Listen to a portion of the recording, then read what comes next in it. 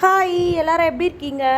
இன்னைக்கு மே 4 குடியாத்தமில் பாரம்பரிய அரிசி மற்றும் உணவு திருவிழா நடந்தது. திருவள்ளுவர் மேல்நிலை பள்ளியில் ரொம்ப சூப்பராக இருந்தது, கிராண்டாக இருந்தது. நிறைய ஜனங்க வந்திருந்தாங்க இதுக்கு. நம்மளும் இதில் ஒரு ஸ்டால் போட்டிருந்தோம். இங்கே 70க்கும் மேற்பட்ட ஸ்டால்கள் இருந்தது. ஒவ்வொன்றும் வித்தியாசமாக யூனிக்காக இருந்தது.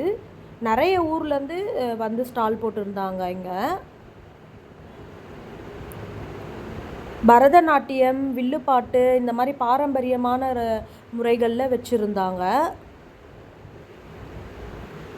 இங்கே இல்லாத பொருட்களே இல்லைன்னு சொல்ல முடியாது. நிறைய பொருட்கள் இருந்தது.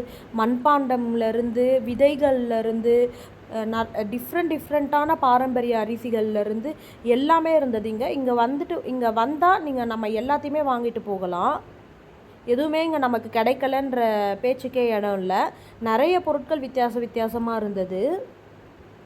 நீங்கள் யாரெல்லாம் இந்த மாதிரி பாரம்பரிய உணவு திருவிழா, அரிசி திருவிழாவுக்கு போவீங்கன்றதையும் கமெண்ட் பண்ணுங்கள். தேங்க்யூ, பாய். நாளைக்கு இன்னொரு வீடியோவில் பார்க்கலாம்.